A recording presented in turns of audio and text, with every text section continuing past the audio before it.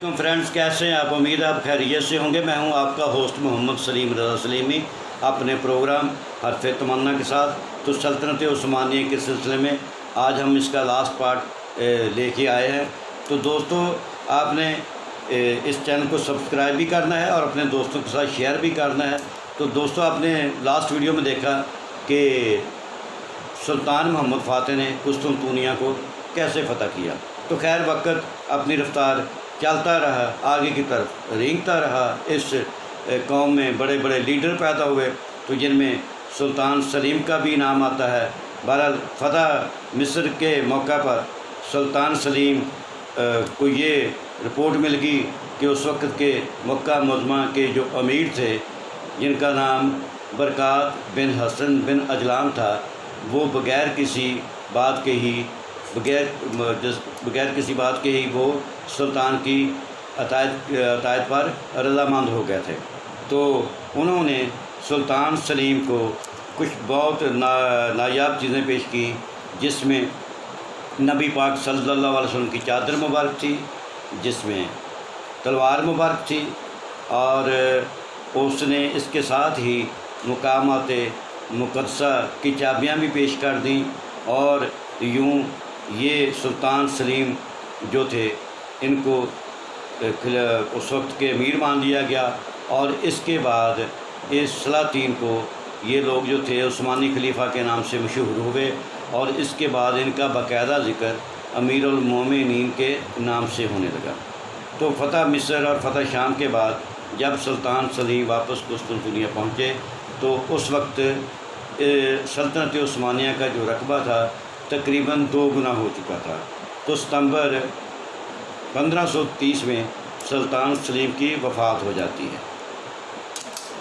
जी, बहरहाल तुर्क कौम की तारीख़ इस बात पर आज तक नाज़ा है कि उसने जितने बड़े ये लीडर पैदा किए, उर्तुगरल और सुल्तान उस्मान गाज़ी, सुल्तान मोहम्मद फ़ातह, सुलेमान आज़म, ये इस कौम के बड़े बड़े लीडर थे। तो दोस्तों, अब हम आगे की तरफ चलते हैं। तो उसके बाद 1914 से आ जाता है, जिसमें फ़र्स्ट वर्ल्ड वार स्टार्ट हो जाती है। तो फर्स्ट वर्ल्ड वार में ये हुआ, उससे पहले भी जंग बल्कान के मौका पर अंग्रेज़ों ने तुर्कों को साथ नहीं दिया। जंग तराबलस पर भी अंग्रेज़ों ने तुर्कों को डिसीव किया, चीट किया। तो तुर्कों को ये कमी महसूस हुई कि उनके पास भी जंगी जहाज़ होने चाहिए। तो तुर्कों ने बरतानवी कंपनी को 2 जंगी जहाज़ बनाने का ऑर्डर दिया। तो उसके बाद फ़र्स्ट वर्ल्ड वार शुरू हो जाती है। तो बरतानवी हुकूमत ने ये कहकर उनके अमले को वापस भेज दिया कि अब तो हमें खुद ज़रूरत पड़ेगी, क्योंकि फ़र्स्ट वर्ल्ड वार शुरू हो चुकी है, हम आपको ये जंगी जहाज़ नहीं देंगे। तो इस मौका पर जर्मनी ने तुर्कों को 2 जंगी जहाज़ दिए, एक का नाम था ग्वीन और दूसरा था बर्सरा। तो इसी वजह से तुर्कों ने फिर इसका साथ दिया, जर्मनी का साथ दिया। तो उसके बाद ये हुआ कि अंग्रेज़ उस वक्त के ये कहा करते थे कि जंग का नतीजा कुछ भी हो, लेकिन हम सल्तनत उस्मानिया को ख़त्म करने की पूरी कोशिश करेंगे।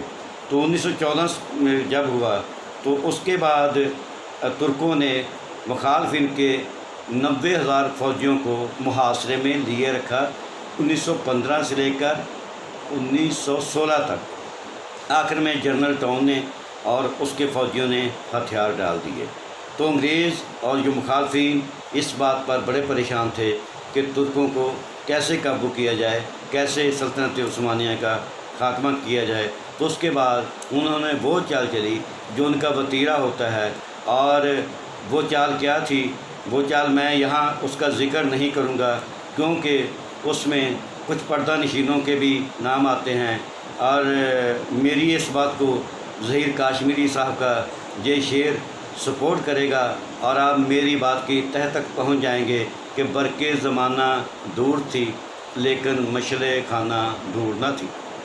बरक़े ज़माना दूर थी, लेकिन मशले खाना दूर न थी।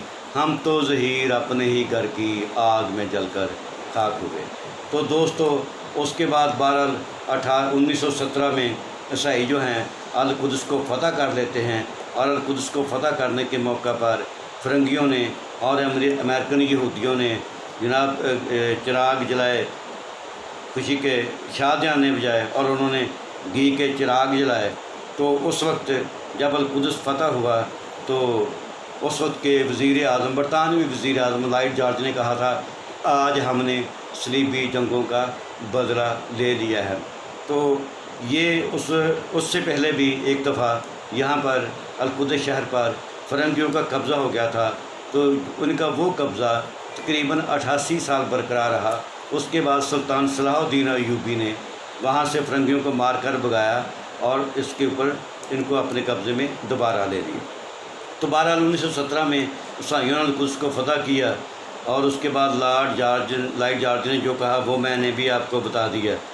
1187 میں سلطان صلاح الدین ایوبی نے انگریزوں سے جب واپس اس کا قبضہ لیا تو اس کے پورے 723 سال بعد یعنی 1918 میں فرنگیوں نے دوبارہ اس پر قبضہ کر لیا، اور قبضے کی وجہ تو آپ سمجھ ہی گئے ہوں گے کہ جب تیر کھا کے کمین گاہ کی طرف دیکھا تو وہاں کچھ اپنے ہی دوست تھے جن سے ملاقات ہوگی۔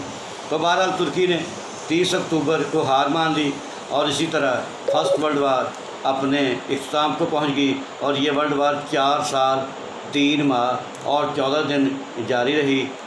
فرسٹ ورلڈ وار کے ساتھ ہی سلطنت عثمانیہ کا سورج بھی غروب ہو گیا، اور اقبال نے کہا ہے کہ گر عثمانیوں پہ کوہ غم ٹوٹا تو کیا غم ہے، گر عثمانیوں پہ کوہ غم ٹوٹا تو کیا غم ہے، کہ خونے 100,000 انجم سے ہوتی ہے سحر پیدا۔